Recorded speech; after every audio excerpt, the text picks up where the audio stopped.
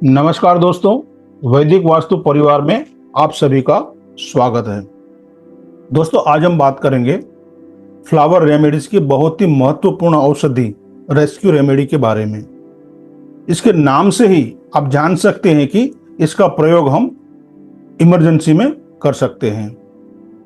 आगे हम देखेंगे कि रेस्क्यू रेमेडी कैसे बनाई जाती है और कौन कौन सी कंडीशन में हम इसे ले सकते हैं, तथा साथ में हम देखेंगे कि एडल्ट यानी बुजुर्ग और बच्चे इसे किस तरह से ले सकते हैं। तो सबसे पहले हम जानेंगे कि रेस्क्यू रेमेडी है क्या।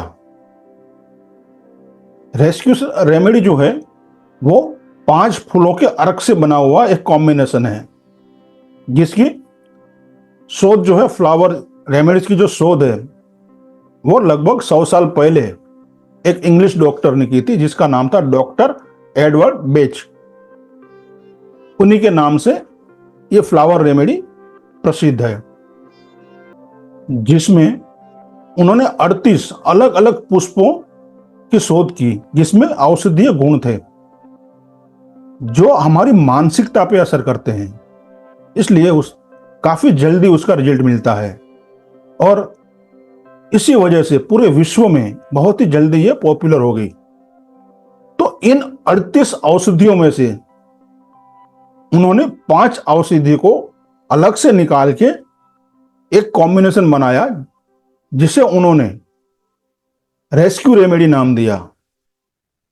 ये 5 जो औषधियां हैं, पुष्प है, वो है पहली एक स्टार ऑफ बेल्थेहेम।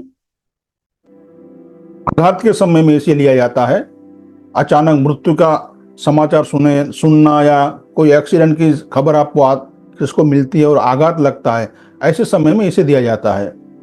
दूसरी है रोकरोज, घबराहट में इसे दिया जाता है। तीसरी है चेरी प्लम, मानसिक अस्थिरता, आत्महत्या का प्रयास करना, ऐसी जो मानसिकता होती है ना, इसमें इसका प्रयोग होता है। चौथी है क्लेमाटिस और 5वीं है इम्पेशंस, जो मानसिक अस्थिरता जिनको होती है उनको भी ये दी जाती है। तो ये 5 औषधियों को मिलाकर रेस्क्यू रेमेडी बनाई जाती है और जिसका प्रयोग जो है इमरजेंसी में हम कर सकते हैं। जैसे कि रास्ते में कोई एक्सीडेंट होता है या घर में कोई एक्सीडेंट होता है, कोई सीढ़ी से गिर जाता है, बाथरूम से गिर जाता है, इस तरह से छोटी मोटी घटनाएं होती है। आग से जल जाना, करंट लगना, सांप या बिच्छू को काटना, तो ऐसी छोटी मोटी घटनाएं हमारे जीवन में होती रहती हैं। उनके लिए आप ऐसी परिस्थिति में आप रेस्क्यू रेमेडीज का प्रयोग कर सकते हैं, जिससे काफी फायदा मिलता है। किसी भी तरह की एंजाइटी हो, जैसे एग्जाम देना है या कोई इंटरव्यू देना है, तो ऐसे में घबराहट की परिस्थिति में आप इसे ले सकते हैं। इसके अलावा बच्चों के लिए ये काफी कारगर है। जो बच्चे काफी हाइपर हो जाते हैं, बात सुनते नहीं है, अपनी मनमानी करते हैं, ऐसे केस में रेस्क्यू रेमेडी बहुत ही कारगर साबित होती है। डिप्रेशन, हताशा, आत्महत्या की सोच या आत्महत्या का प्रयास करना, ऐसी मानसिकता वालों को आप ये औषधि दे सकते हैं, ताकि वो धीरे धीरे नेगेटिव विचार से पॉजिटिव विचार की ओर धीरे धीरे आ जाए। उनकी मानसिकता यहां बदल जाती है। चिंता, मानसिक परेशानी, नींद न आना, ऐसी समस्या में भी हम रेस्क्यू रेमेडी का प्रयोग कर सकते हैं, जिसकी कोई साइड इफेक्ट नहीं है। इसके अलावा आप हिस्टीरिया में भी इसे ले सकते हैं। फिर स्किज़ोफ्रेनिया, इसमें भी आप ले सकते हैं, जिसमें कि पेशेंट शंकाशील हो जाता है, किसी पे भरोसा नहीं करता है। वो हमेशा यही सोचता है कि मेरे पीछे कोई प्लानिंग हो रही है। यदि ऐसे सिम्टम्स है आपके आसपास भी, आपके परिवार में भी, तो उनके लिए ये बहुत ही उपयोगी रेमेडी है।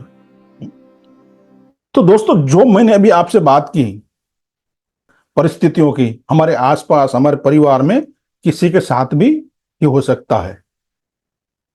जिनको बहुत ही अधिक गुस्सा आता है, गुस्से में वह किसी का खून भी कर सकते हैं, ऐसे में आप इस रेमेडी का प्रयोग कर सकते हैं। इसके अलावा कई सारी ऐसी परिस्थितियां हैं जिसमें हम रेस्क्यू रेमेडी का प्रयोग कर सकते हैं। तो दोस्तों, जो हमने अब तक बात की जिन परिस्थितियों की, वो हमारे साथ कभी भी घटना घटित हो सकती है। एक्सीडेंट में जिसको गहरी चोट लगी है, खून का बहाव हो रहा है, उन्हें आप एक डोज रेस्क्यू रेमेडी का देते हो तो उनका ब्लडिंग बहुत ही कम समय में बंद हो जाएगा, उनका दर्द जो है वो भी बंद हो जाएगा। फिर आप उसे सरलता से डॉक्टर के पास लेके जा सकते हैं। तो दोस्तों इस तरह से आप अपने प्रियजन का या अपने आसपास लोगों की जिंदगी भी बचा सकते हैं और बेहतर बना सकते हैं। आप एक बात ध्यान रखिए कि ये रेस्क्यू रेमेडी किसी प्रॉब्लम को सॉल्व करने के लिए नहीं है, बल्कि प्रॉब्लम से बाहर निकलने के लिए है। रेस्क्यू रेमेडी सिर्फ एक्यूट केस को पार करने के लिए है। फिर भी इमरजेंसी सिचुएशन में आप इसे डील करने के लिए है। कोई इमरजेंसी सिचुएशन है उसमें डील करने के लिए ये है। पूरा इलाज के लिए आपको डॉक्टर की सलाह ही लेनी होगी। अब हम देखेंगे कि इसके लेने का तरीका क्या है। बच्चों के केस में देखा जाए तो 1 चम्मच पानी में 2 से 3 बूंद आप डालकर दिन में 3 बार दे सकते हैं। और बड़ों की बात करें तो 1 चम्मच में 5 से 6 बूंद डालकर आप उसे दे सकते हैं, या डायरेक्टली भी 5-6 बूंद आप ले सकते हो। इस औषधि को आप कार में, ऑफिस में, घर में, अपनी बैग में या ट्रैवलिंग करते वक्त भी अपने साथ रख सकते हो, क्योंकि इसकी जरूरत कभी भी हमें पड़ सकती है। दोस्तों, यदि ये इंफॉर्मेशन आपको लाभदायक लगे तो अपने प्रियजनों में इसे जरूर शेयर करें, ताकि इसका फायदा ज्यादा से ज्यादा लोग ले सकें। तो आज के लिए बस इतना ही। धन्यवाद। नमस्कार।